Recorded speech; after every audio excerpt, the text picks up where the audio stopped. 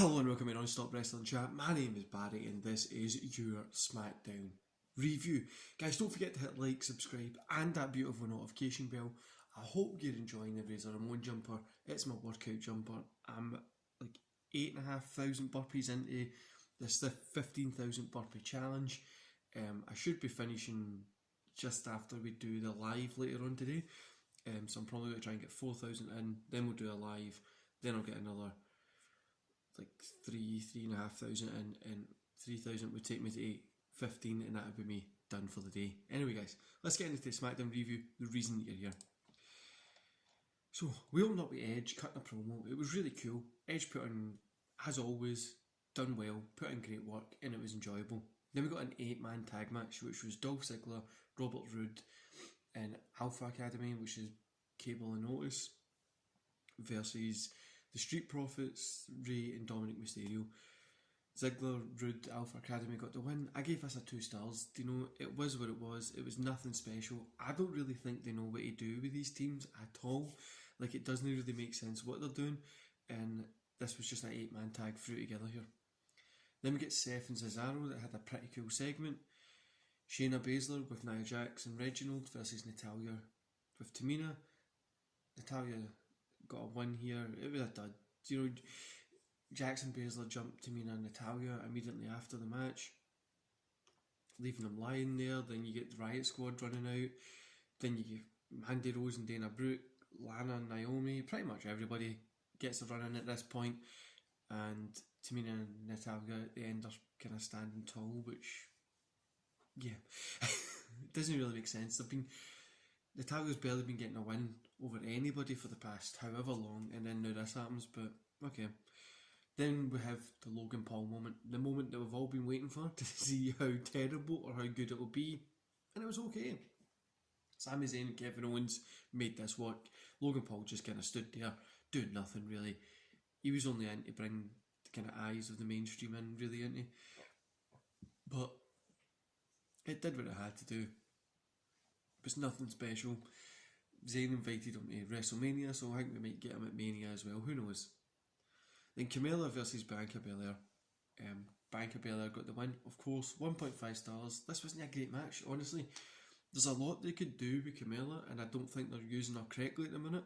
And the same goes with Bianca Belair. I think it's really fair. Like, you've got this match, and she's in the main event of Mania, and literally next weekend. Like, what the hell?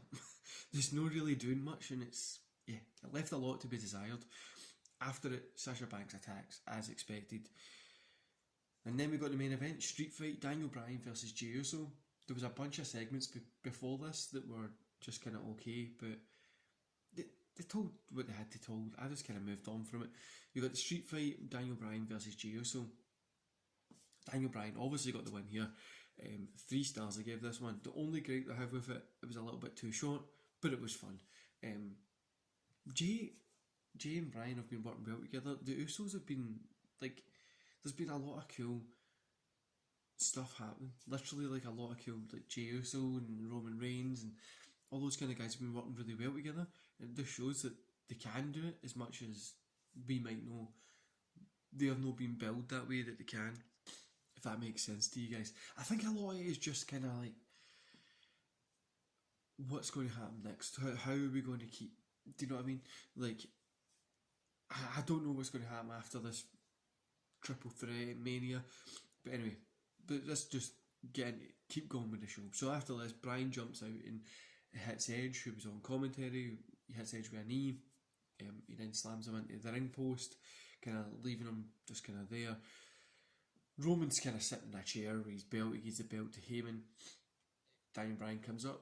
Roman throws a chair at him. He goes under, hits Roman with a knee, and he kind of stands tall, which was cool. Honestly, it was a cool ending to the show. It set up the three guys for that triple threat, and overall, I gave SmackDown 2.5. It was nothing really special. It was an okay show. The Logan Paul thing probably brought in a little bit of the mainstream crowd. But really, Roman, Edge and Bryan saved the show. It was nothing to write home about, nothing that's going to get you excited for Mania, apart from that Roman, Edge and Bryan match. But That's the only thing that's really got me excited for Mania at the minute. But obviously we've got Drew McIntyre, Bobby Lashley, Sami Zayn versus Kevin Owens. There's a couple of matches that I'm excited for, but I'm really looking forward to this triple threat to see how it goes. And yeah, that's been my SmackDown review, guys. Like I says, it was nothing to write home about, nothing that you can kind of go and enjoy. Maybe the main event and check out the Logan Paul segment to see what it was like. But apart from that, it was nothing really special, and it was just an okay SmackDown. Anyway, guys, like I says, 8,000 into the 15,000 burpee challenge. I'm going to try and get another 4 done. Then we'll go live. I've got a cool couple of I've got 3 WrestleManias that were on today that I'm going to be kind of going over, reviewing the cards on live, and then yeah, so the live should be about 11, 12, maybe even 1, just depending how long it takes me to get these 4 in. Anyway, guys, I hope you enjoy the rest of your day, and I'll see you back here later on when I'm live, and then later on tonight for a podcast. See you later.